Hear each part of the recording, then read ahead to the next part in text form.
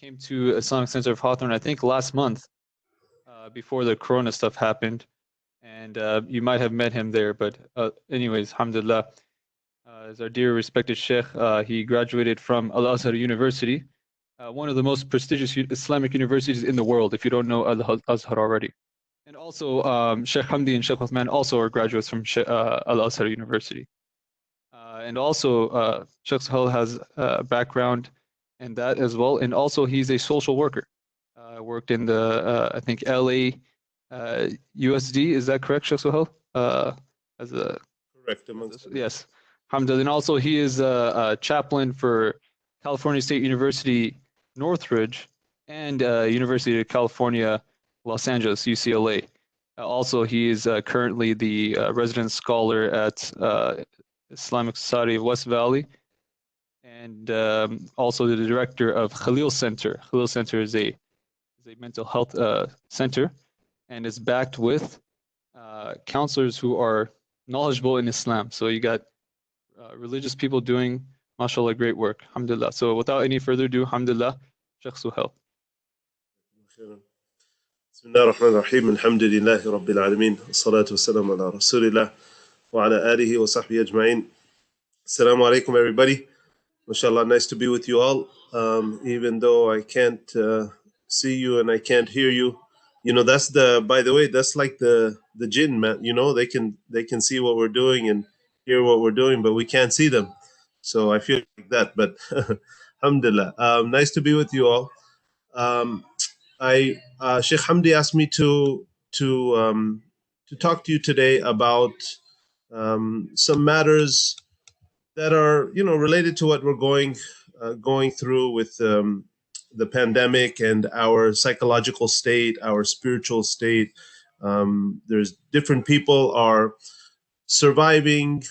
Some people are surviving. Some people are thriving. Some people are struggling in these times, and everybody is, you know, really functioning in different ways. And so I wanted to address a little bit of that and give a little bit of insight into some of the sort of the mind state and the heart set.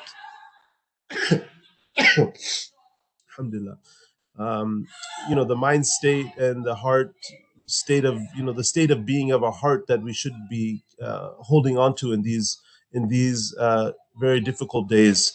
And subhanAllah, you know, as the days go on, we hear about different people in our community, Muslims that we know in other parts of the country and other parts of the world being afflicted by this virus. So this is very, very real. And it's a very something that hits home. As you all know, I'm sure, you know, one of your old and long-term employees, our dear brother, Dr. Ammar Qahaf, he was afflicted, and alhamdulillah, recently recovered. And there's so many other people that we're finding out about. So may Allah subhanahu wa ta'ala grant them all shifa. And Allah subhanahu wa ta'ala, may Allah subhanahu wa ta'ala keep us safe and healthy and connected to Allah Azza wa Jal in these times. So I think it's important that, you know, in these times we really do evaluate, we do a bit of muhasaba, we do some self-accountability and gauge ourselves to see where we are. Sometimes, you know, these are stressful times, especially for people who may be either out of work because of the pandemic. Maybe your establishment where you work is no longer functioning, and of course that places a great financial strain on the family. And there is a stress that is attached to that. And may Allah subhanahu wa ta'ala make it easy. Some people have, you know, maybe had pay cuts. I know in my work that is a reality because of the nature of, you know, what I do, and so I've been personally impacted, and I know many other people have as well, and that is also stressful because the bills are still the same, even though the income may be less. And then even if you're working at home, that in and of itself can be stressful, and then let alone, you know, family dynamics and trying to manage all of these things. So I want to talk about a few strategies today, and state of being that we should keep in mind as we're going through these particular times. So I think it's very important to acknowledge, number one, first off, that we need to learn um, to accept this and fully be content in a state of acceptance. Excuse me.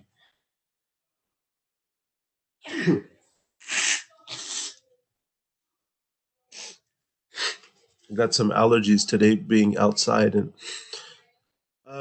so learning to this is one of the most difficult things for human beings in different situations, is learning to let go and learning to recognize what you control and what you don't control is half of wisdom, as one of a wise person once said. Learning to recognize what you control and what you don't is half of wisdom, because now you know what is within your capability and what you are able to have an impact on, what you are able to change and make better, and what you are not. Understanding that in and of itself is a starting point.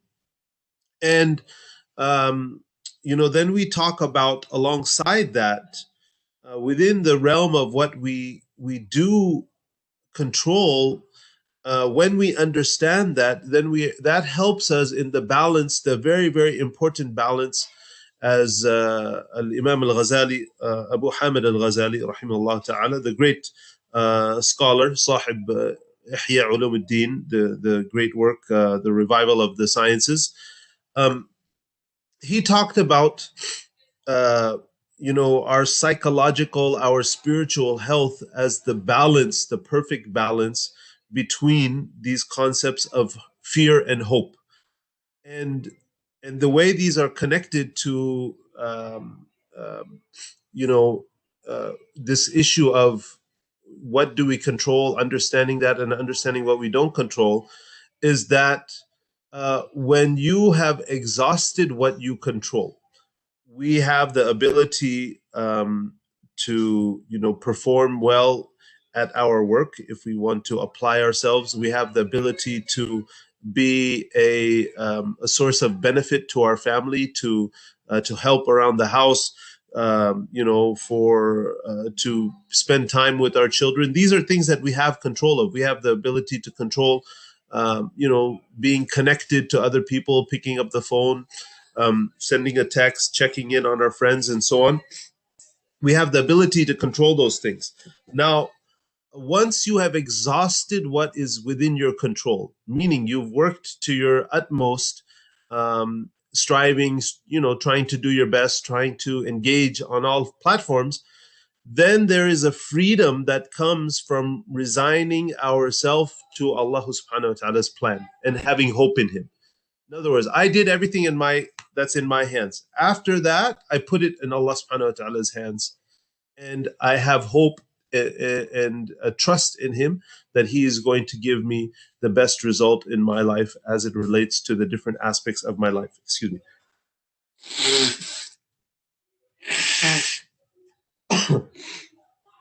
So after that, and after holding on to that hope that is within the realm that is outside of our control, um, we understand and we trust Allah subhanahu wa ta'ala. There's the Arabic saying, they said that the actions of a wise person are never devoid of wisdom. And Allah subhanahu wa ta'ala, huwa al-Hakim, His infinite wisdom, there is benefit in the end for the mu'min, um, in any situation in life, as long as we put our trust and our hope in Him. After we've done our part, after we've taken, after we've بعدما أخذنا يعني بالأسباب, after we've taken the means to try to achieve whatever it is we're achieving, and then putting our trust in Allah subhanahu wa ta'ala, there is so much benefit in that for the believer. And even if it comes at the cost of something very bitter, something very difficult. So, God forbid, and Allah subhanahu wa ta'ala protect us, if we put our trust in Allah subhanahu wa ta'ala and then something difficult or bad happens in our life, well, then somebody says, well, how is that? How did I benefit from that? You benefited from that because you put your trust in the one who's always going to bring the best result for you, even if that result on its outwards appearance is something that's negative. It is good for you if you did it with a good intention. Asa an takrahu shay'an wa huwa khayrun lakum. It is, as Allah says, that you may not like something, but it is good for you. In the end, there is good for you. So it's important that we understand that we need to learn to let go the things that are outside of our control. Very important for us to just put that in Allah subhanahu wa ta'ala's hands and be happy with the result, even if that means you lose your job, even if that means some other difficulty comes. After we've done our part, we're content, we're pleased with Allah subhanahu wa ta'ala has given us. And so I think it's important in these times, in these difficult times, that we focus on and we think about in our own lives, what are the hidden blessings that we are experiencing in this time of trial and tribulation. There's some books in this particular point in time. I would advise you to pick up and read, because our perspective that we have in our deen is so powerful. There is a beautiful book that a lot of the ulama are now teaching in these days, myself included in other settings. It's called Fawaid al-Balwa wal-Mihan, by Sultan al-Ulama, Al-Izz ibn Abd salam. This book is called The Benefits of Trials and Tribulation. And basically, he lists out about 16 or 17 benefits that we get out of difficult things. So it's important that we sit and we have our own, um, you know, um, we contemplate that ourselves. What are the benefits that are taking place in my life right now? Somebody can look at the world very dark and say, there's nothing good. What is good about the coronavirus? What is good about the pandemic and being in quarantine and shelter at home? What is good about that? If you are to stop and sit and think about that, even if you're struggling in this time, you will find something good. But you have to you have to go through that exercise. And if you don't see any good apparently in front of you, have hope and trust in Allah subhanahu wa ta'ala that something good will come out of it. And it will, inshallah subhanahu wa ta'ala. There's another book that others are also referencing in these days, and it's translated in English. It's called The Hidden Blessings by Maulana Ashraf Ali Thanawi, the great scholar from the subcontinent. And there he lists 40 different blessings that we take from times of difficulty, and trial and tribulation. So important that we go through that exercise. The other thing that's important for us to do in these times, and I think it's important to focus on, is we should focus on what is going on here and now, what is taking place in the present time. Um, you know, many people's lives are very impacted by two things, and are impacted in a negative way. It's debilitating for them in their life. They're not able to lead a full life where they are 100% connected to the world around them, because of two primary reasons. Number one, because people are stuck in the past. They've experienced difficult things in their life, maybe trauma, other sadness, people close to them that maybe they've lost, whatever it's happened in life.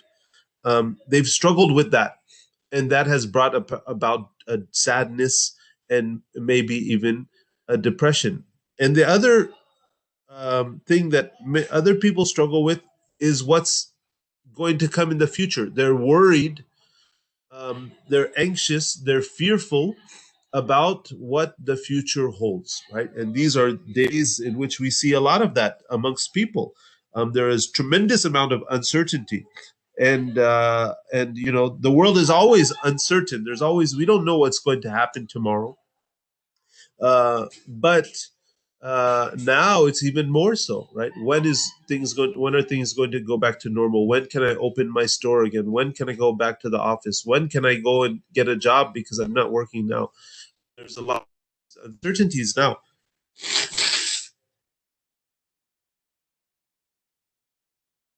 Excuse me. Um, so it's important that we focus on the here and now. Um, what what we find, like I said, people will be um, uh, very stuck because they're anticipating something more negative than it already is right now, and that leads to a person not being able to focus on what they need to do now. And you know, many people are socially isolated, uh, and some people, they live by themselves. Some people, they live maybe with their family, but they don't get along very well with their family. Maybe the husband and the wife situation, or young people in their families are struggling living at home with their parents. Whatever it may be, um, what's happening now, and we're seeing that with some people, is this social isolation is making people think about their own past inadequacies or memories, because we're alone with our thoughts. You know, we're not engaged with the world as much as we used to be, and so people are alone with their thoughts, and they're pondering and they're thinking, "Subhanallah, if only this and this. Oh man, why did this happen in my life? I wish I could be more. I wish I could be doing more. I'm my life. I messed up in this and that." So it's very important that you know, we don't fall into that mindset.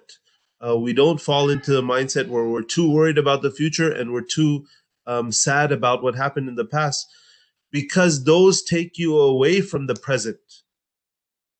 Keeping your mind focused on the future or on the past take you away from now, take you away from the present. And the present is the only place where you can do something, where you can accomplish something, where you can make changes in your life and in the world. Um, um, Fear, which is something that we fear because of what's going to come in the future, fear or anxiety, worry, and sadness, which is tied to the past, are only useful as much in that they promote us to take action now in the present. So you know, in other words, if we use our reflection on our past inadequacies, maybe, you know, we didn't accomplish certain things in the past, but we're doing that for the purpose of it improving ourselves now in the present, that's a good thing. And if we're using our worries about the future, you know, if you're a young person and you're trying to save money to get married or something like that, well, you're worried how that's going to happen. You know, you've tried before to get married, it's not happening, but you're focused on that, and that worry, that anxiety is carrying you in a proper way. In other words, you're channeling that energy in a good way, where you're taking advantage of now so that you will be in a better situation in the future. Then that's good. So, you know, fear and sadness are good if you're channeling them in your energy to do good now. The problem is with many people, it takes them away from now. They're not fully focused because their attention is divided. They're overcome by their thoughts, by their sadnesses, by their anxieties. But it's very important that we take control of the here and the now. Some of the things um, that we can do to overcome that, some exercises. Number one, it's important that if you struggle with anxiety, if you struggle with depression, to engage in acts of services, to do good, to make a difference in the world.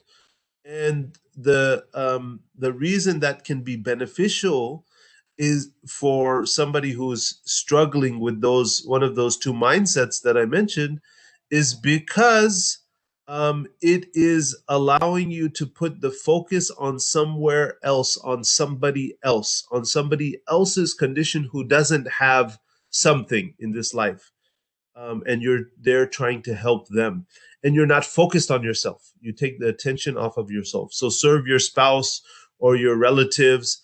um, give a lending ear to somebody in your family who's struggling in these times. Have patience with the shortcomings of your family members, right? Give in sadaqah to organizations that are helping people in these difficult times, right? So these are,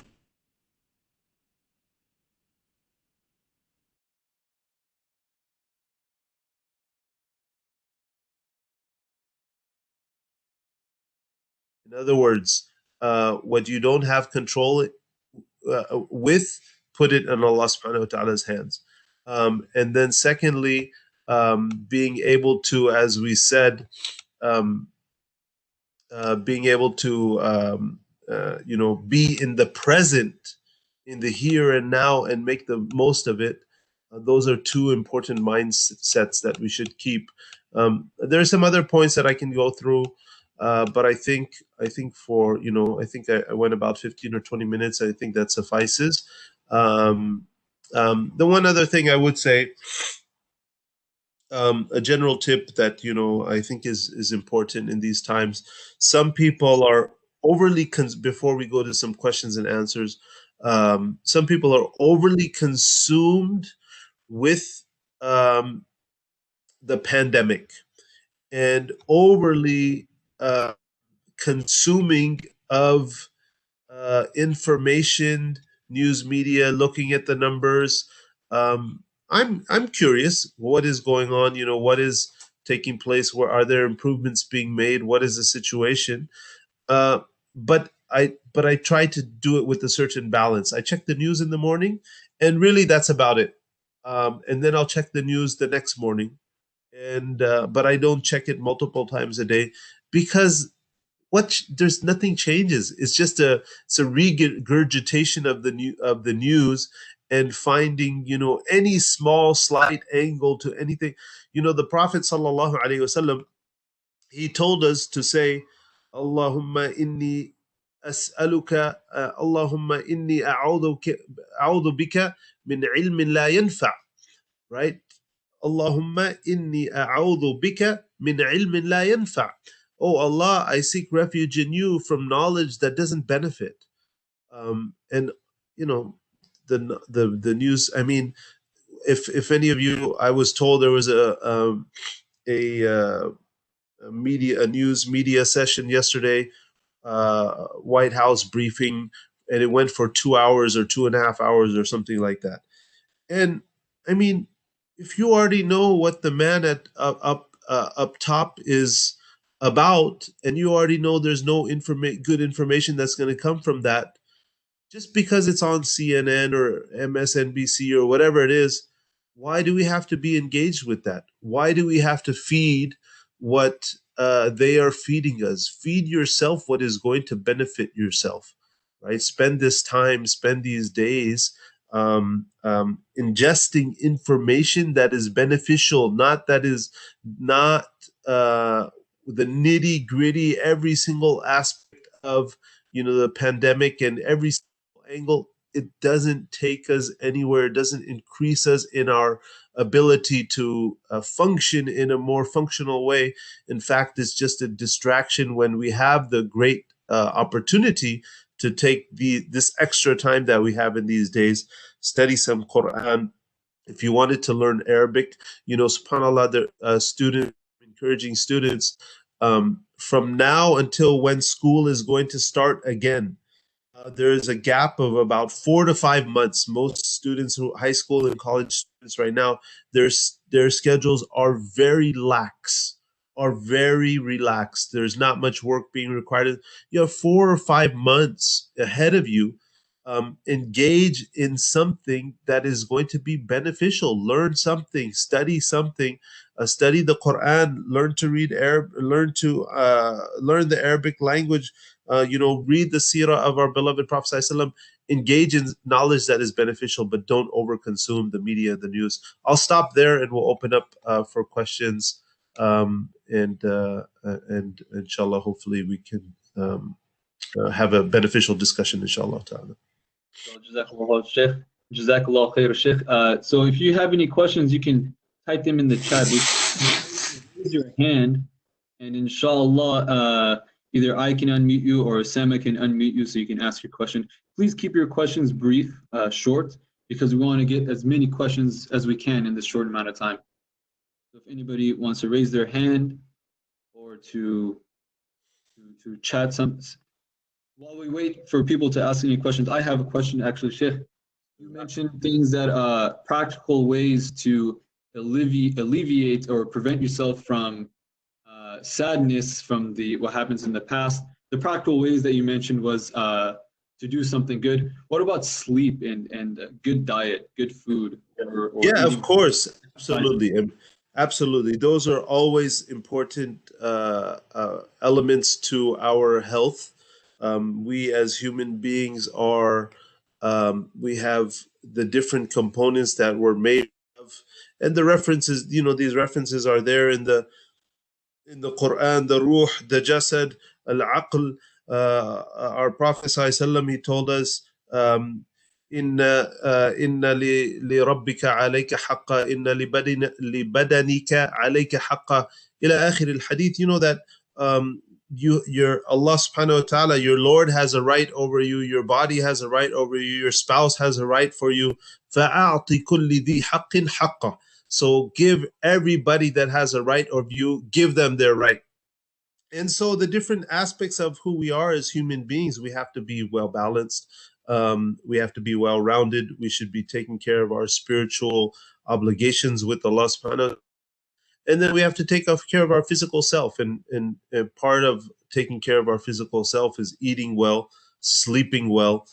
We hear that young people are sleeping later because there's no school to wake up to in the morning, right? But I would advise people don't be more than an hour off of your normal schedule, right? Okay, there's no work early in the morning now, but if you used to sleep at 11 o'clock, well, don't sleep at 3 o'clock in the morning now. Maximum sleep at 12 midnight, but don't stretch all of these boundaries, because that's not healthy. And absolutely, we should try to maintain as much of a discipline in our day that we can. Make a schedule for yourself. Don't leave everything open, because then our deen is all about discipline. Our salawatul khams, the 5 daily prayers, keep us on a certain regimen, on a certain discipline every single day. So keep your work and your play and everything, keep it on a schedule. Have some boundaries in terms of how your day is going to go, as opposed to just the system is thrown out of the window because, well, we're at home now, and what does it really matter? No, it does matter. It's important for your physical and your mental and your psychological health.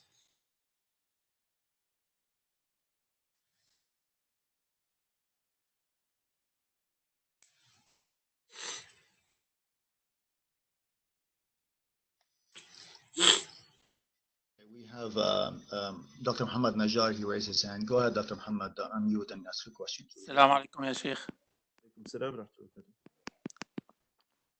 I know you said in your topic today to seek knowledge. And our main source of information nowadays is the social media and the TV, especially when we are sitting home. And most of the time with a lot of information coming, and there's a lot of information, wrong information. What is your advice for those people that they think they are getting the right information, but actually it's the wrong information? How to differentiate between the wrong and the right information? Yeah, that's a good question.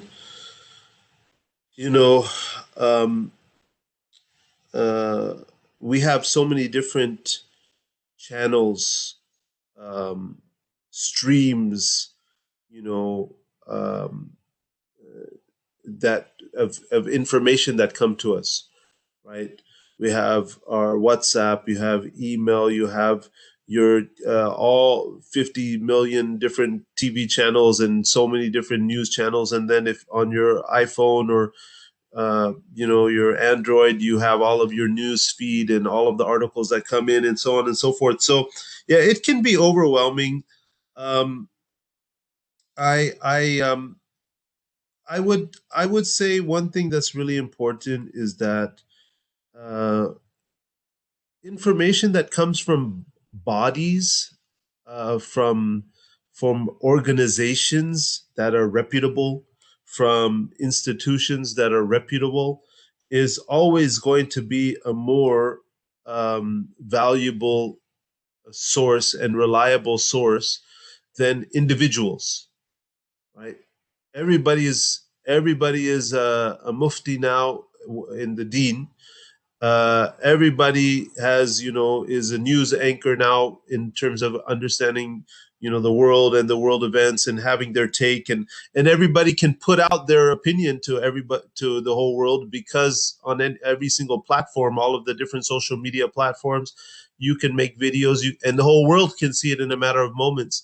So take your information from reputable organizations, reputable institutions, reputable sources of news, as opposed to individuals, and as opposed to organizations or news channels or whatever that have agendas, that are serving a particular agenda, that are not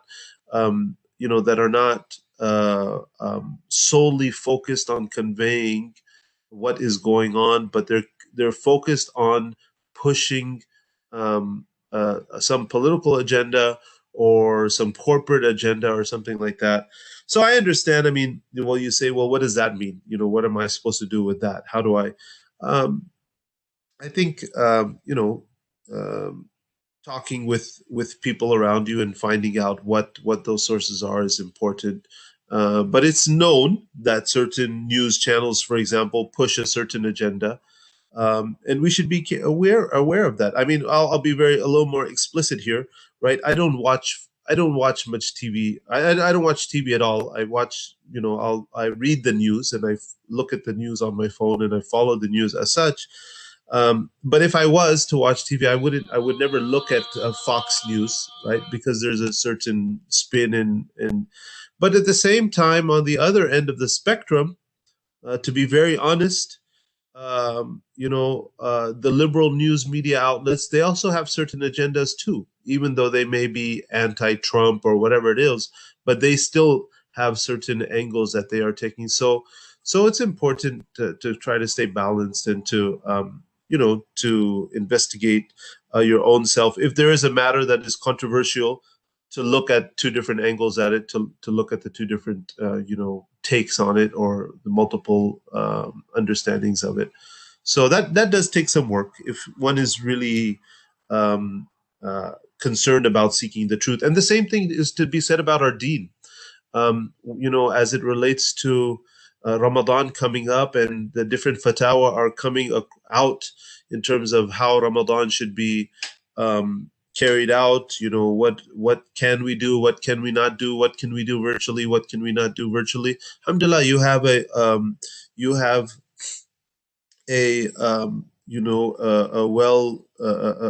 very well alim. You have an imam with a very good reputation, with a very solid background, and alhamdulillah, your community is blessed with Sheikh Hamdi and also Sheikh Uthman, and so you have those resources. But there's other people on the internet and in different social media outlets that are putting out these videos and saying, you can do this and you can do that. Look to the bodies, look to the councils, look to uh, the organizations that are comprised of numerous scholars, not just one scholar putting out his opinion that is, opposed to everybody else. Allahu A'lam. Hopefully we could squeeze in just two more questions. I have one here. Other Other than Quran and Sirah, could you please recommend any good books? Look behind you. And look, I mean, there's a million books in the world, but if you want to get in some good reading during these days, um, read the lives of the Sahaba, right? Read the lives of the Sahaba, and part of the reason of the companions of the Prophet sallallahu alaihi wasallam, the reason why I say that, especially now, because the Sahaba, they lived hardship. Their lives were filled with struggle, and some of them, their struggle was with their own families when they became Muslim, and how they came into Islam. Some of them, their struggle was, um, on the battlefield. Some of them, their struggle was, trying to establish themselves and keep themselves, um, uh, balanced. Amongst the Sahaba, excuse me, you had those that, our problem today is that we our needle, it leans all the way to the dunya, right? The Sahaba, their needle, it went all, they were in certain respects. Some of the Sahaba at certain times would engage in, very remove themselves from the dunya and overly engaged in practices of ibadah and so on and so forth. And they were constantly being brought to the middle by maybe the other companions around them or the Prophet Sallallahu Alaihi Wasallam. So when you read this is us, with this, the needle all the way to the dunya. When you read the lives of the Sahaba, it's going to take you to the center. It's going to give you a straighter path. It's going to help you center yourself. And that is, and it's subhanAllah, their stories are inspiring. Their stories are, make us realize that the struggles that we go through are really nothing compared to them. It doesn't mean I'm invalidating anybody's struggle, but if you just objectively look what they went through and what our lives are about, subhanallah, it helps our struggles seem lighter. It helps us get through our struggles because we say, okay, they went through all of these things. Well, my struggles are much less, and I can get through this. So you gain inspiration, motivation. So that's something to read, and there's plenty else, of course, uh, to also read. We have time for one more question. So if you have, raise your hand. If not, I'll ask the question in my mind. Nobody's going to raise their hand or write a message. So Sheikh, you mentioned half of wisdom is knowing what you can and cannot control. How does that help the individual to understand that? What is the benefit from that? The benefit of that, yeah, because then you know where to put your energy, right? If you know what you can control and what you can't control, you know what to put your energy, and you know where to focus your thoughts upon, where to focus your time on. In other words, the coronavirus, COVID-19. I don't have the ability to change it. I'm not going to come up with a vaccine. I'm not a doctor. I'm not a scientist. I'm not going to make some sort of genius invention that is going to prevent the spread of it. I don't have. So if I focus my energy on reading about it day and night and understanding the intricacies and the nuances related to it, well, how is that allowing me to, um, uh, it's not something that I can control.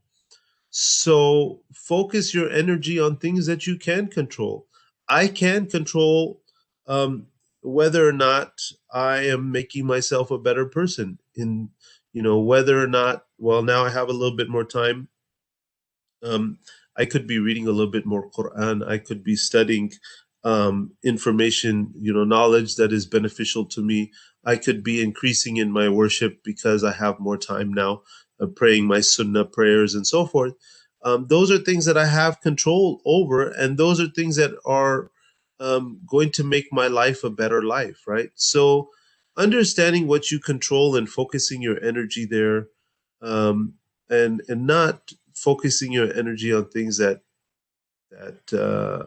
you ultimately have no say in or part in, is is just a wise way to live, because you're improving yourself. Ultimately, we're accountable for ourselves and in front of Allah subhanahu wa ta'ala, and we're not going to be held responsible for other people's actions. So, there's a nice bumper sticker I saw a long time ago on a car. um, it said, and I thought, subhanAllah, it was wisdom. The Prophet said, Al-hikmatu dalatul mu'min. That wisdom is the uh, lost item of the believer. And wherever you find it, pick it up. So this bumper sticker, um, it said, small minds discuss people, and average minds um, discuss events, and great minds discuss ideas. Right? So if you're, and then I saw another riwayah, another bumper sticker one time. And it said, very small minds just talk about themselves. you know. Um, so so we want to be people who are discussing ideas, right? People who are changing things, who are not just discussing, talking about other people, talking about things that we again, talking about other people and their lives, we have no control over that. So what benefit does that do for us?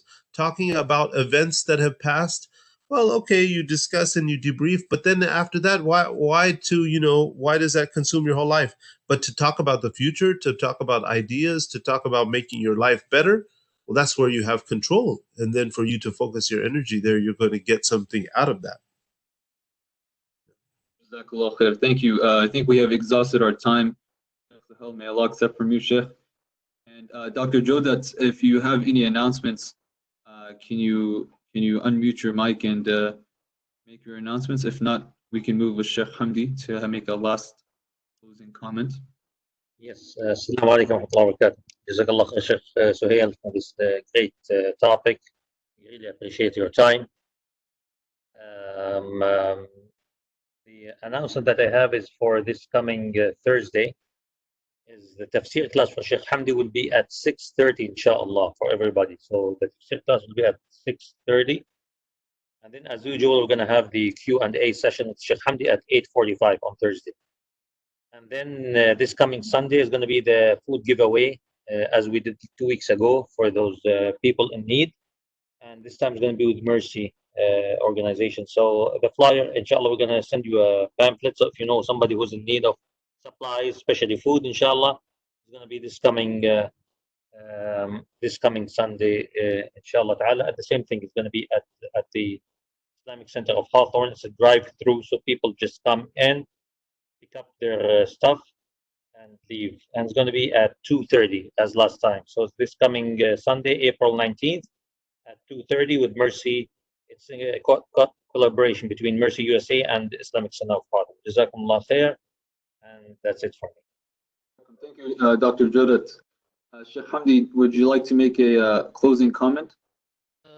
جزاك الله خير يا شيخ سهيل. May Allah تبارك وتعالى reward you. But Dr. Jawdat, before leaving us, what about tomorrow, inshallah? What the time for Mahmoud Harmoush, Sheikh Mahmoud Harmoush tomorrow, inshallah?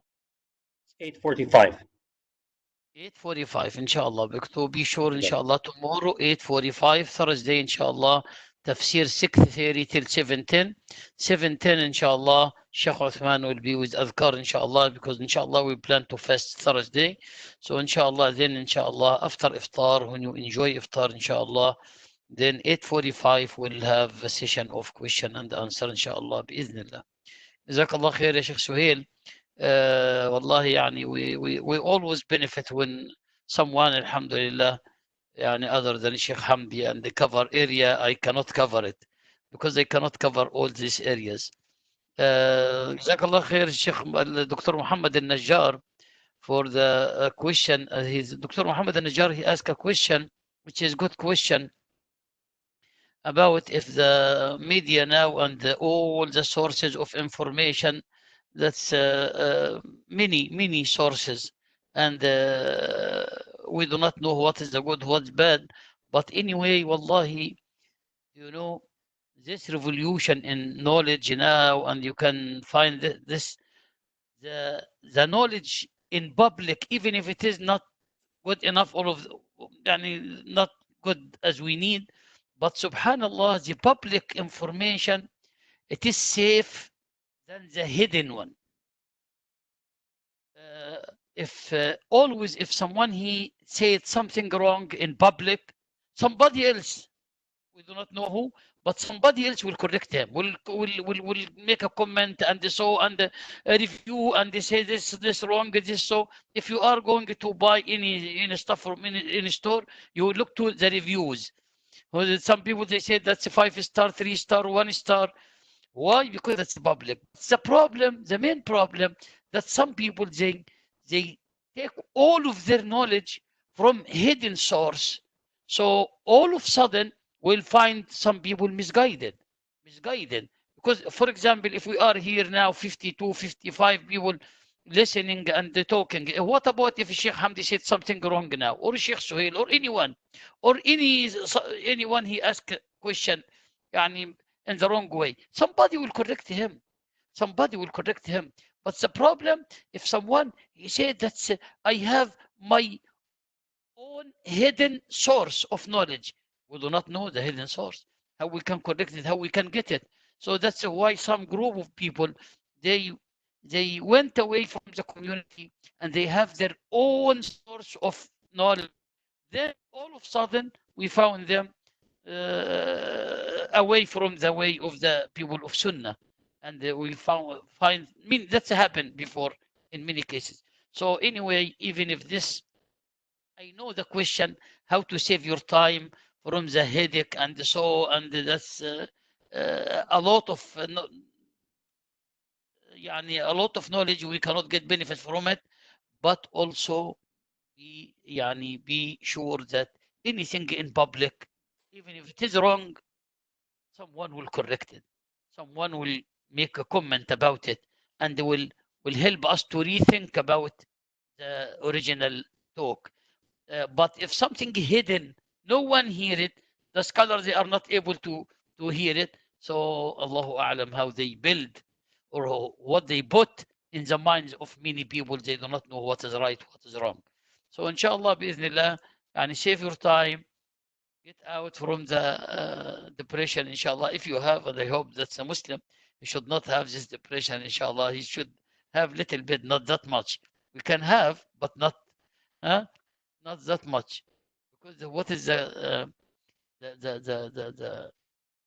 critical point of depression? If the depression lets you reach to the level you cannot do what you should do, and you started to do what you should not do. But if any level before that, someone I am not happy, no problem. Some people they have some permanent, not permanent. We ask Allah Tabarak Ta'ala and remember the dua by the end. اللهم إني أعوذ بك من الهم والحزن وأعوذ بك من العجز والكسل وأعوذ بك من الجبن والبخل وأعوذ بك من غلبة الدين وقهر الرجال. اللهم إني أعوذ بك من الهم والحزن وأعوذ بك من العجز والكسل وأعوذ بك من الجبن والبخل وأعوذ بك من غلبة الدين وقهر الرجال.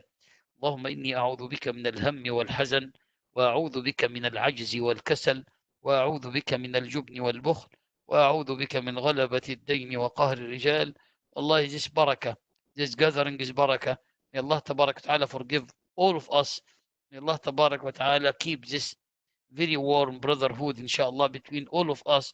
And may Allah Tabarak wa Ta'ala, as He gathered us on the internet, We ask Allah to gather all of us in His masjid again. Sheikh Hamdi, may I say something? See? No Say problem. something, yeah. But Regarding ask Umar, ask permission from Umar, not from me. Umar is Omar is gone. I don't see him Actually, anymore.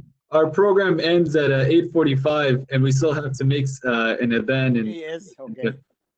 yeah, so give him minutes. inshallah, we'll give you time, inshallah. Well, In Surah Al-An'am, Allah subhanahu wa ta'ala, regarding this, like the fake news, the bad news, the liars, all that stuff, and uncredible sources, Allah subhanahu wa ta'ala in Surah Al-An'am say, وَلِتَصْغَى إِلَيْهِ أَفْئِدَةُ الَّذِينَ لَا يُؤْمِنُونَ بِالْآخِرَةِ وَلِيَرْضَوْهُ وَلِيَقْتَرِفُوا مَا هُمْ مُقْتَرِفُونَ. No.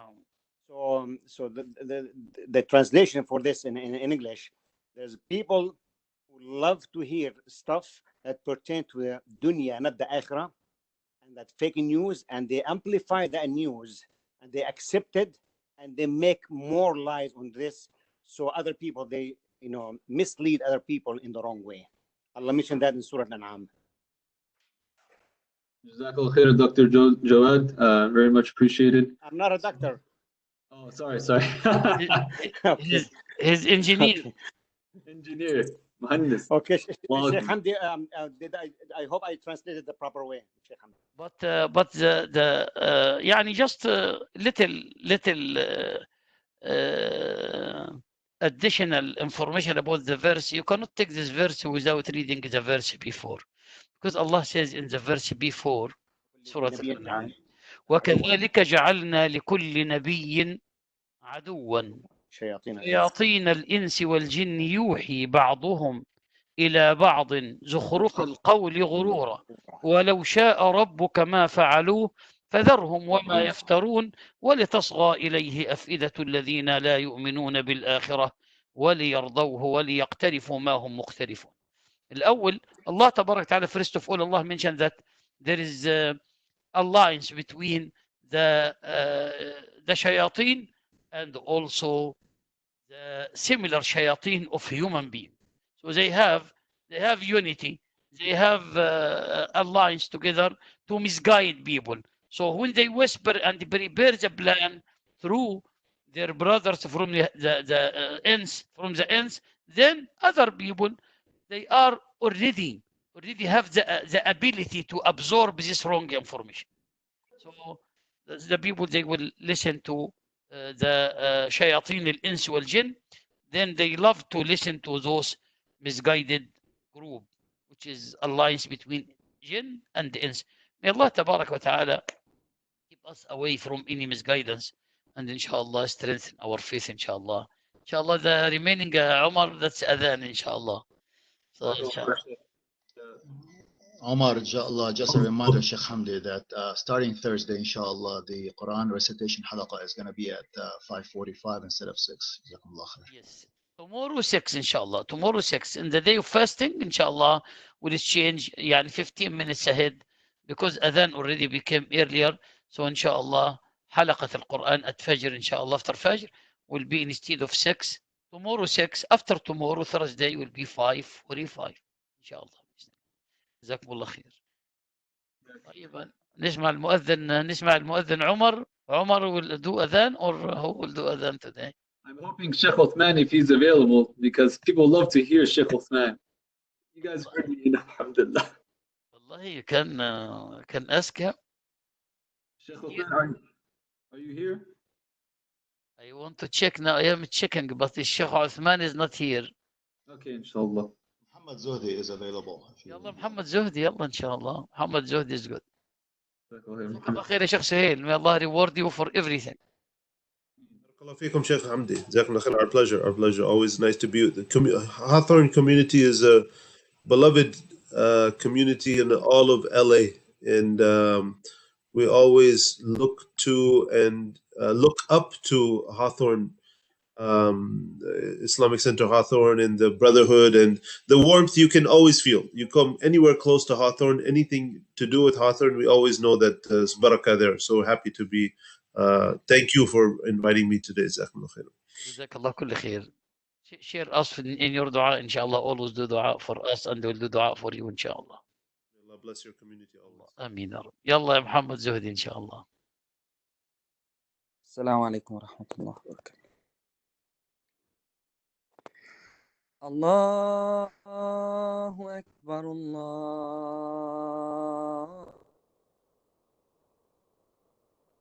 أكبر، الله أكبر، الله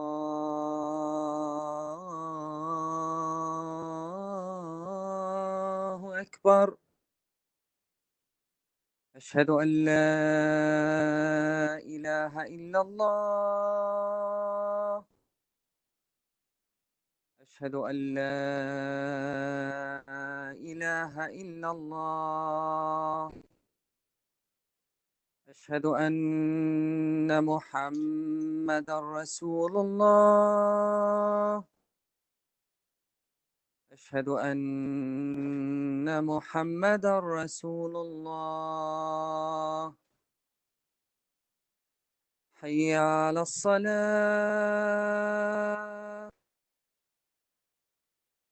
حي على الصلاة، حي على الفلاح، حي على الفلاح. الله أكبر، الله